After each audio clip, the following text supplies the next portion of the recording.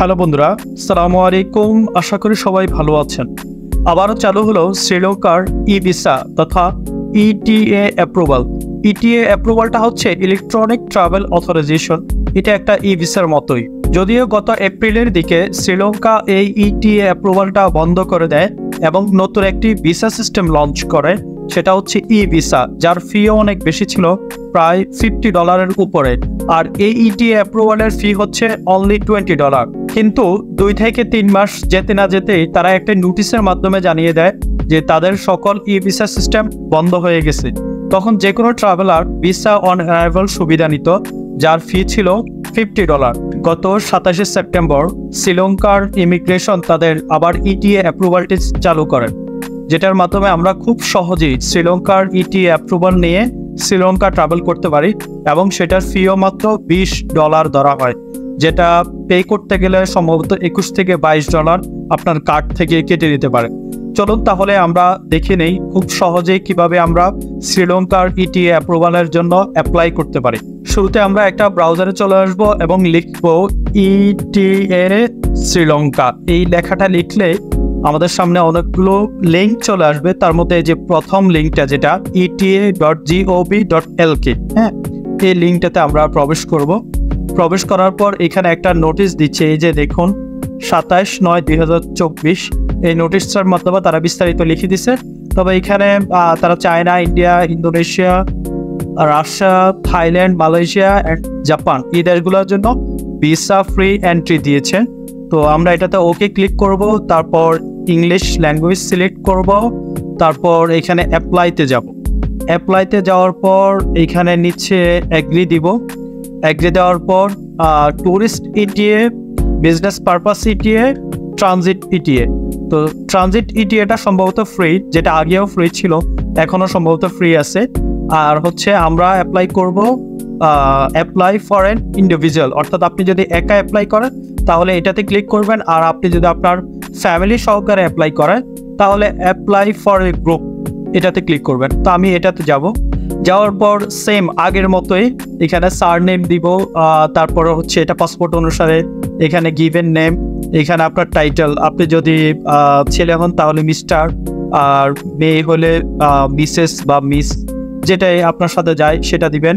Date of birth প্রথমে ইয়ারটা select করবেন, তারপর হচ্ছে মান্থ, তারপর হচ্ছে ডেট, তারপর হচ্ছে জেন্ডার মেল অর ফিমেল, যে কোনো একটা সিলেক্ট করবেন। ন্যাশনালিটি অবশ্যই আমরা বাংলাদেশ সিলেক্ট করব। তারপর are you fully vaccinated for covid, yes, এটা ইয়েস দিয়ে দিবেন।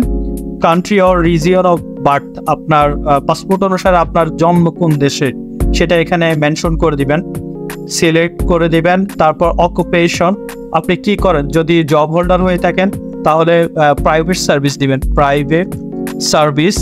আর যদি বিজনেসম্যান হয়ে থাকেন তাহলে বিজনেস দিবেন। অন্য কোনো জব করে থাকলে সেটা এখানে উল্লেখ করে দিবেন। আপনার পাসপোর্ট নাম্বারটা এখানে বসিয়ে দিবেন। তারপর পাসপোর্ট ইস্যুয়ের ডেট, আপনার পাসপোর্টের মধ্যে লেখা আছে কোন ডেটে এই পাসপোর্টটা ইস্যু করা হয়েছে, সেই ডেটটা এখানে বসিয়ে দিবেন। তারপর হচ্ছে পাসপোর্ট এক্সপায়ারি ডেট, সেই এক্সপায়ারি ডেটটাও এখানে বসিয়ে দিবেন। তারপর এখানে এটাকে ইনেবল করার কোনো দরকার নাই। এটা হচ্ছে সেসব পাসপোর্ট হোল্ডারদের জন্য যাদের পাসপোর্টে তাদের চাইল্ডদের বিভিন্ন ইনফরমেশন থাকে। এটা আগে ছিল এই সিস্টেমটা, যদিও এখন এই সিস্টেমটা নেই, বাংলাদেশি পাসপোর্ট হোল্ডারদের জন্য স্পেশালি এটা নেই। সো এটাতে কোনো ইনেবল বা কোনো ক্লিক করার দরকার নেই। তারপর আমরা নিচে চলে আসবো, ট্রাভেল ইনফরমেশন, হ্যাঁ, এটাতে ক্লিক করব। এখানে লেখা হচ্ছে where you have been during last 14 days before this travel, এই ট্রাভেলের লাস্ট 14 দিন আগে আপনি কোথায় আছেন বা কোথায় ছিলেন। এটা আপনি যদি অন্য কোনো দেশ থেকে ট্রাভেল করে থাকেন তাহলে সেখানে সেই দেশের নাম দিয়ে দিবেন, আর বাংলাদেশ থেকে ডিরেক্ট ট্রাভেল করলে আপনি এখানে বাংলাদেশ বসিয়ে দিবেন। তারপর ভিসা রিকোয়ার্ড, এখানে 30 দেওয়া আছে, আমাদেরকে 30 ক্লিক করতে হবে। তারপর এখানে এই ব্যাপারে কিছু কথা লেখা আছে, অর্থাৎ এটা একটা ডাবল এন্ট্রি ভিসা। আপনি 1 মাসের মধ্যে, অর্থাৎ এই ডাবল এন্ট্রি ভিসাটা হবে যেদিন আপনি শ্রীলঙ্কাতে প্রবেশ করবেন সেদিন থেকে নেক্সট 30 ডেজের মধ্যে, অর্থাৎ 30 দিনের মধ্যে আপনি 2 বার শ্রীলঙ্কাতে এন্ট্রি নিতে পারবেন এবং 2 বার এক্সিট নিতে পারবেন। আর এই ভিসাটার মেয়াদ থাকবে 6 মাস। ইন্টেন্ডেড অ্যারাইভাল ডেট, অর্থাৎ আপনি কোন তারিখে শ্রীলঙ্কা যাওয়ার পরিকল্পনা করছেন সেই ডেটটা এখানে বসিয়ে দিবেন। তারপর পারপাস অফ ভিজিট, আপনি কেন শ্রীলঙ্কাতে যাচ্ছেন, আপনার পারপাস অফ ভিজিট কি। যদি আপনি শুধু ঘুরতে যান তাহলে সাইট সিইং অ্যান্ড হলিডেইং এই জিনিসটা দিবেন।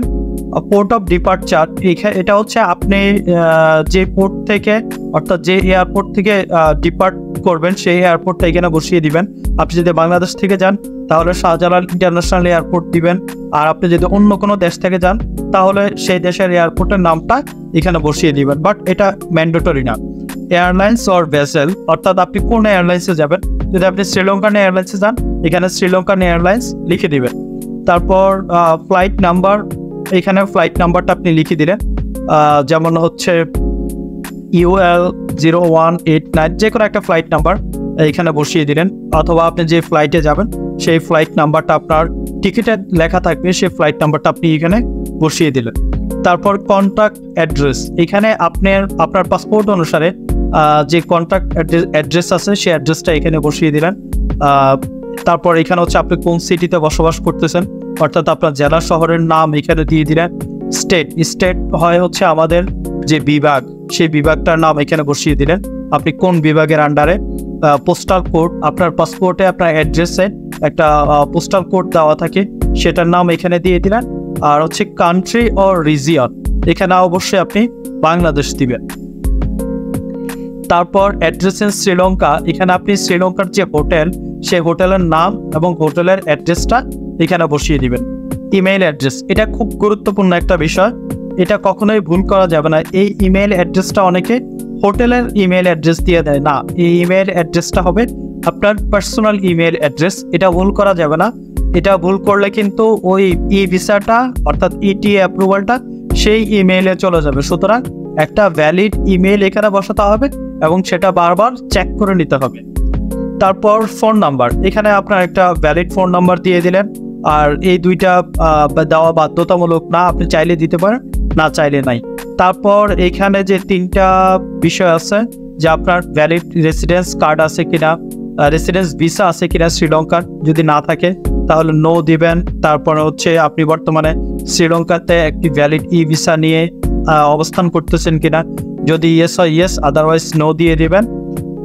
তারপর হচ্ছে আপনার কি কোনো শ্রীলঙ্কার মাল্টিপলারিটি ভিসা আছে কিনা, যদি না থাকে তাহলে নো দিয়ে দিবেন। আশা করি এগুলো আমাদের সাথে যাবে না, আমরা এগুলো 3টাতেই নো দিয়ে দিব। তারপর এখানে একটা চেকমার্ক দিয়ে নেক্সটে ক্লিক করব। নেক্সটে ক্লিক করার পর এখানে আপনি আপনার সকল তথ্য, যা যা তথ্য আপনি দিয়েছেন আপনার পাসপোর্ট অনুসারে, সেই তথ্যগুলো আপনি পাসপোর্টের সাথে মিলিয়ে দেখবেন। যদি কোথাও কোনো ভুল থাকে তাহলে চেঞ্জে গিয়ে সেই ভুলটা আপনি সমাধান করে নিতে পারবেন। সমাধান করে আবার নেক্সটে ক্লিক করবেন। এইখানে লেখা আছে যে আপনার টোটাল ফি হচ্ছে $20, অর্থাৎ আপনাকে $20 ফি দিতে হবে, কিন্তু সেটা কার্ড চার্জ সহকারে $21 থেকে $22 ফি চলে আসে। আর অবশ্যই যদি আপনার 12 বছরের নিচে কোনো বেবি থাকে তাহলে 12 বছরের নিচে কোনো বেবির কোনো ফি লাগবে না, সেটা টোটালি ফ্রি অফ কস্ট। তারপর সব ঠিকঠাক থাকলে আমরা কনফার্মে যাব। কনফার্মে গিয়ে are you sure to confirm the detail, okay click করব। তারপর এখানেও ওকে ক্লিক করে তারপর আমরা চলে আসবো পেমেন্ট সিস্টেমে। Master card, visa card, union pay, সম্পদ ব্যাংক, এই কার্ডগুলোর মাধ্যমে আমরা পেমেন্ট করতে পারবো। সেক্ষেত্রে 4.17% কনভেনিয়েন্স ফি তারা এডিশনালি কেটে নেবে। আর আপনি যদি dealer club international, discover, American express, Nations trust bank এই কার্ডগুলোর মাধ্যমে পেমেন্ট করেন তাহলে 2.5% কনভেনিয়েন্স ফি তারা কেটে নেবে। তারপর আমি যে কোনো একটা পেমেন্ট অ্যাকসেপ্ট করব। এখানে আমি ভিসা কার্ডের মাধ্যমে পেমেন্ট করব। এখানে কার্ডের উপরে যে নামটা থাকে সেই নামটা আমি এখানে বসিয়ে দিব। দেন এখানে একটা কার্ড নাম্বার বসিয়ে দিব। তারপর কার্ডের মধ্যে একটা এক্সপায়ারি ডেট থাকে, প্রথমে মাস, তারপরে হচ্ছে বছর, এটা আমি দিয়ে দিব। CVV কোড অথবা CVC কোড, কার্ডের পেছনে 3 অক্ষরের একটা কোড থাকে, সেই কোডটা আমি এখানে বসিয়ে দিয়ে সাবমিটে যখন ক্লিক করব, ক্লিক করার সাথে সাথে আপনার পেমেন্টটা কমপ্লিট হয়ে যাবে। অথবা আপনার কাছে একটা OTP যাবে ব্যাংক থেকে, সেই OTPটা এখানে বসিয়ে দিবেন। বসিয়ে দিয়ে এন্টার প্রেস করলে আপনার পেমেন্টটা কমপ্লিট হয়ে যাবে। পেমেন্ট কমপ্লিট হওয়ার সাথে সাথে আপনার ইমেইলে একটা মেইল যাবে যে আপনার পেমেন্টটা কমপ্লিট হয়েছে, অথবা একটা অ্যাকনলেজমেন্ট স্লিপ যাবে, এবং এইখানেও একটা অ্যাকনলেজমেন্ট স্লিপ আসবে। এটা চাইলে আপনারা ডাউনলোড করে নিতে পারেন। তারপর তারা 24 ঘন্টা বলে, কিন্তু আপনার 5 থেকে 10 মিনিট কিংবা 1 ঘন্টার মধ্যেই আপনার ইটিএ অ্যাপ্রুভালটা চলে আসবে। তারা একটা মেইলের মাধ্যমে আপনাকে ইটিএ অ্যাপ্রুভালটা দিয়ে দিবে। ইটিএ অ্যাপ্রুভালটা দেখতে কেমন সেটা একটু আপনাদেরকে দেখিয়ে দিচ্ছি। এই যে আজকে 28শে সেপ্টেম্বর 2024 সন্ধ্যা 7টার দিকে, 7টা বা 6টার দিকে এই ইটিএ অ্যাপ্রুভালটা করা। তো এটা দেখুন, এইখানে তাদের ইমিগ্রেশনের ডিটেল দেওয়া। এখানে আপনার নাম, আপনার পাসপোর্ট নাম্বার, তারপর আপনি কত তারিখ ট্রাভেল করতেছেন, সাইট সিইং, হলিডেইং, এটা হচ্ছে পারপাস অফ ভিজিট। আপনাকে 30 ডেজ, অর্থাৎ আপনি যেদিন প্রবেশ করবেন সেদিন থেকে আপনি 30 দিন পর্যন্ত সেখানে অবস্থান করতে পারবেন। আপনি যদি ওই 30 দিনের মধ্যে একবার বের হন, চাইলে আবার ঢুকতে পারবেন, কিন্তু ভিসার মেয়াদ থাকবে 6 মাস। 6 মাসের মধ্যে যেদিনে প্রবেশ করবেন সেদিন থেকে আপনি 30 ডেজ এখানে স্টে করতে পারবেন। এইটা ডিটেল এখানে থাকবে। এটা হচ্ছে ইটিএ অ্যাপ্রুভাল। আপনারা যখন ট্রাভেল করবেন তখন এই ইটিএ অ্যাপ্রুভালটা প্রিন্ট করে সাথে নিয়ে যাবেন। যদি কেউ দেখতে চায় সেক্ষেত্রে তাকে দেখিয়ে দিবেন। আচ্ছা, অনেকে প্রশ্ন করে থাকেন যে আমি যদি আগে থেকে এই ইটিএ অ্যাপ্রুভালটা না নিয়ে যদি আমি শ্রীলঙ্কার এয়ারপোর্টে গিয়ে সেখান থেকে ভিসা অন অ্যারাইভাল সুবিধা নেই, তাহলে সেটা নিতে পারবো কিনা? উত্তর হচ্ছে হ্যাঁ, আপনি সেটা নিতে পারবেন। তবে একজন বাংলাদেশি পাসপোর্ট হোল্ডার হিসেবে আপনাকে অবশ্যই আগে থেকে নেওয়াই বেটার।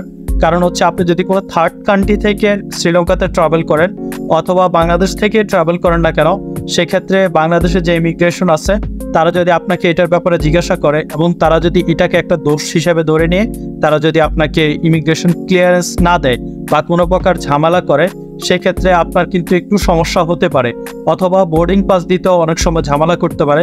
সুতরাং এটা একটা সহজ কাজ। আর তাছাড়া আপনি যদি ঘরে বসে এই ইটিএটা করে নেন, সেক্ষেত্রে আপনার মাত্র $20 থেকে $22 খরচ হবে। আর যদি আপনি শ্রীলঙ্কার এয়ারপোর্টে নেমে সেখান থেকে আপনি এই ইটিএটা নেন, সেক্ষেত্রে আপনার $25 দিতে হবে এবং সেটা ক্যাশ ডলার দিতে হবে। এই হচ্ছে আজকের ভিডিও সম্পর্কে কোনো কিছু জানার থাকলে অবশ্যই কমেন্ট সেকশনে জানিয়ে দিবেন, আমি আনসার করার চেষ্টা করব। সবাই ভালো থাকুন, সুস্থ থাকুন, দেখা হচ্ছে নতুন কোনো ভিডিওতে। আল্লাহ হাফিজ।